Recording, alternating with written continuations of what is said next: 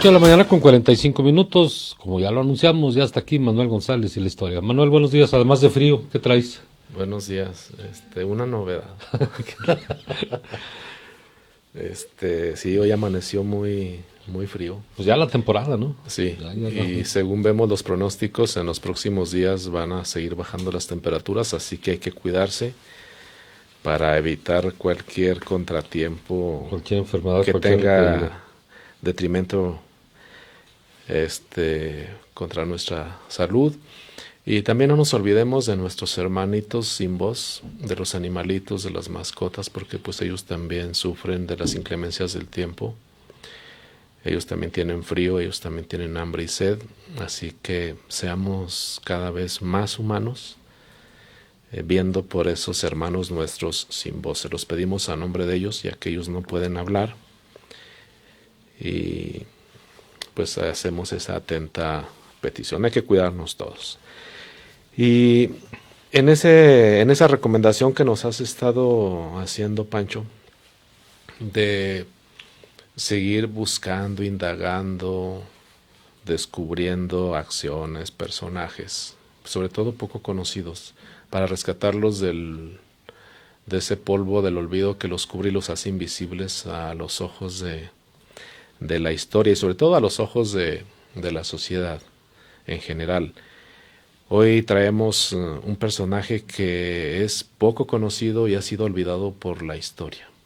En los libros se menciona su nombre, pero por haber sido el antagonista de la épica batalla de Zacatecas de 1914, todos sabemos que esa batalla tan sangrienta y tan decisiva en la historia de la Revolución Mexicana fue protagonizada por la División del Norte, que tomó la ciudad de Zacatecas, donde estaba fortinado el ejército federal del régimen de Victoriano Huerta, y que eso coadyuvó a la caída de este presidente usurpador.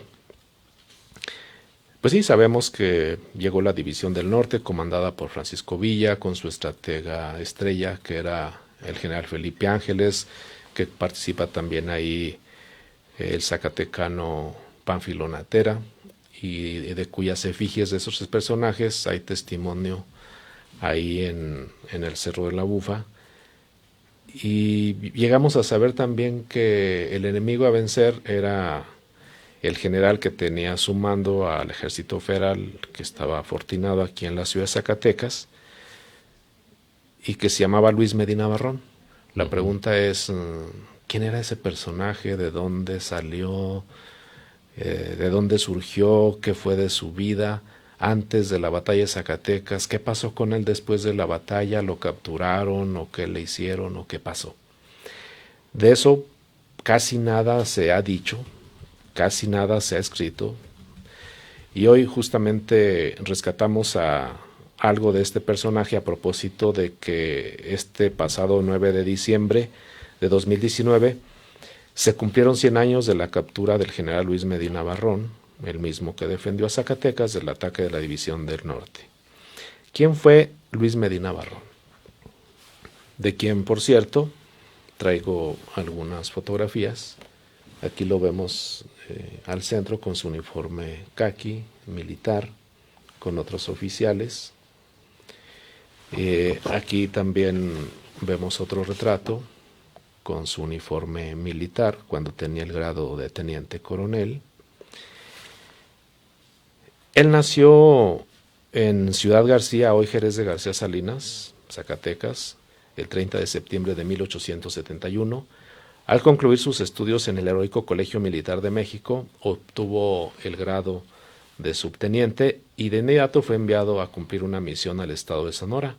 Ahí participó en las campañas contra los yaquis que se habían levantado en armas de 1902 a 1909, con cuyas acciones le merecerían el grado de mayor. En 1910, el año en que estallaría la Revolución Mexicana, fue ascendido al cargo de jefe de la Gendarmería Rural, y tras la renuncia del presidente Porfirio Díaz, nuestro paisano se mantuvo fiel en las filas del Ejército Federal. Es así que en 1912, dentro del régimen de Francisco I. Madero, participó en las campañas en contra de los zapatistas en el estado de Morelos, que andaban inconformes, y pues él fue a sofocar esa rebelión. Después de los asesinatos del presidente Madero y del vicepresidente José María Pino Suárez, acaecidos en febrero de 1913, con lo cual estalla una segunda etapa de la Revolución Mexicana, lo que se conoció como la Revolución Constitucionalista, nuestro coterráneo Medina Barrón, él se mantuvo fiel a sus principios y él se mantuvo en las Fuerzas Armadas, en el Ejército Federal.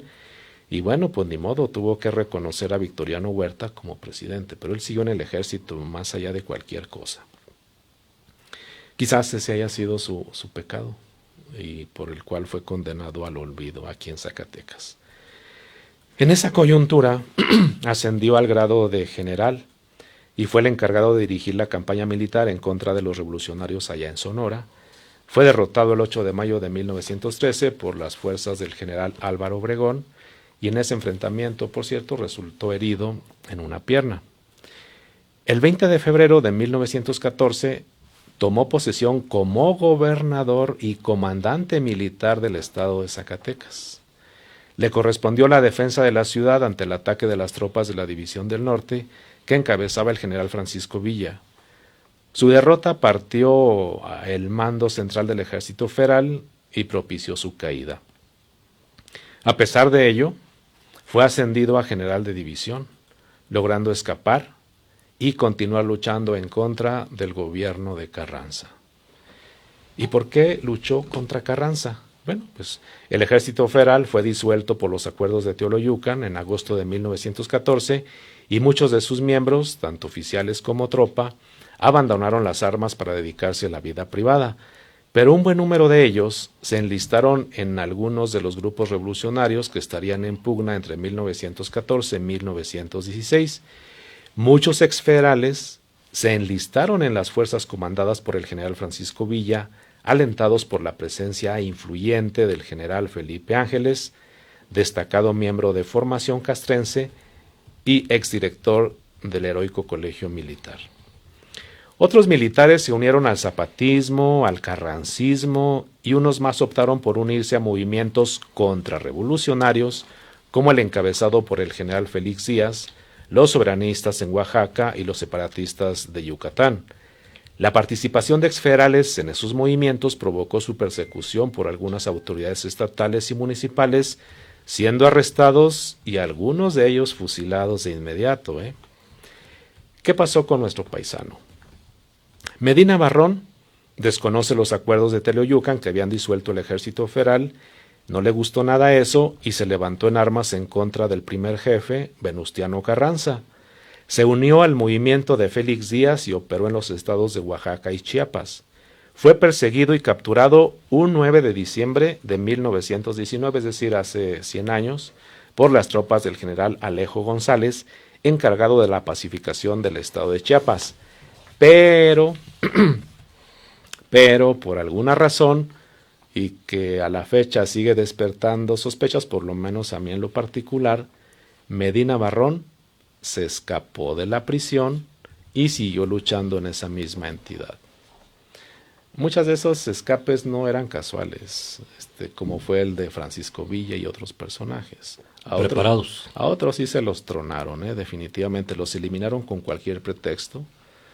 Y algunos los convirtieron también en chivos expiatorios, pero algunos milagrosamente escaparon, que fue el caso de Medina Barrón. En abril de 1920 secundó el plan de Agua Prieta que proclamó Plutarco Elías Calles, por el que se desconocía al Poder Ejecutivo encabezado por Venustiano Carranza, plan que culminaría con la realización de elecciones y la instauración de un nuevo gobierno constitucional. El respaldo que dio Medina Barrón al plan de Agua Prieta le valió el reconocimiento de su grado militar de general de división y el nombramiento como jefe de la primera reserva del ejército, pero se le negó el reingreso activo. En otras palabras, lo mandaron a la banca del ejército. Ya no lo quisieron en activo por alguna razón.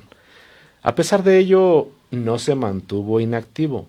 A partir de 1924, el último año de la administración del presidente Álvaro Obregón, ingresó y estuvo colaborando por varios años en el Servicio Exterior Mexicano. Tal es el caso que fue cónsul general en Canadá, Brasil, Cuba y Estados Unidos.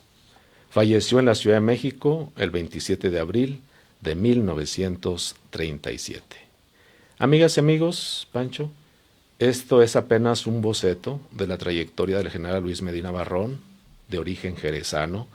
Sin embargo, todavía quedan muchas preguntas por resolver en torno a su vida, y por lo pronto aquí quedan estos apuntes que se los debemos en su mayor parte al Instituto Nacional de Estudios Históricos de las Revoluciones de México, que ahí es donde están consignados, pero yo estoy seguro que hay otros centros, otras instituciones, otros acervos, donde seguramente habrá información abundante que nos permita conocer más de este muy interesante personaje, que no podemos condenarlos al infierno del olvido por una... Fue gobernador de Zacatecas. Sí. Y te pregunto, fue gobernador de Zacatecas.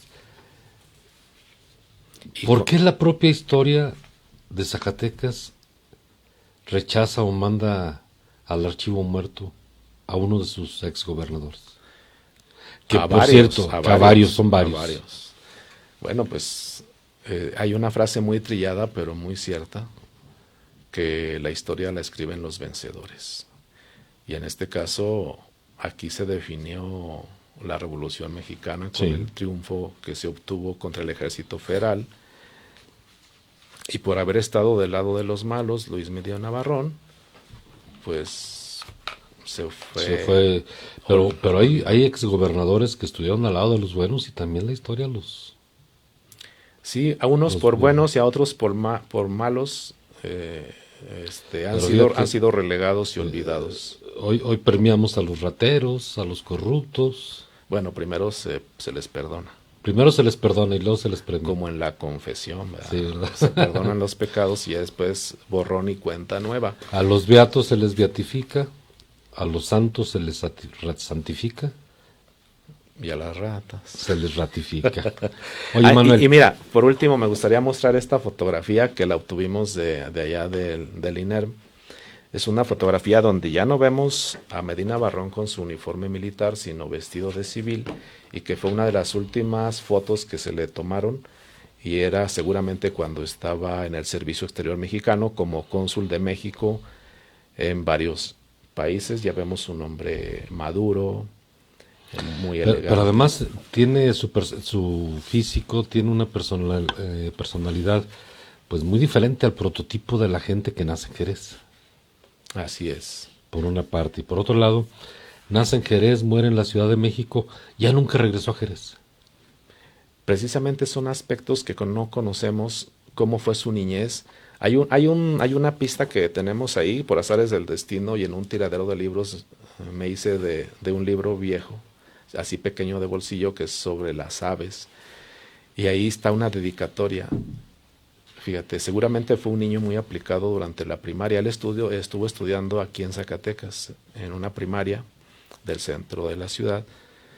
Y en la primera hoja del libro, que es un libro muy bonito sobre las aves, un tratado sobre las aves, dice: sirva esto como un premio para el niño Luis Medina Barrón por haber sido el primer lugar de aprovechamiento del tercer año de primaria. Y ese libro lo tenemos, y está la fecha, finales del siglo XIX. Él era un niño en aquel tiempo, y ahí está un testimonio de que pues era aplicado cuando estaba cursando sus primeras letras.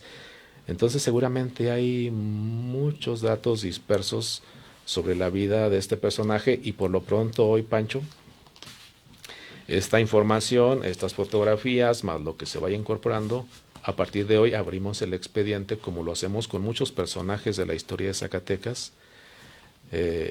Abrimos este expediente y lo vamos a colocar ahí en la sección de personajes zacatecanos, que iremos enriqueciendo poco a poco, Y a mí se me hace un personaje interesante, ¿eh? Sí, independientemente de cualquier cosa. del asunto político, militar o del lado en el que estuvo, es un zacatecano que participó y que destacó.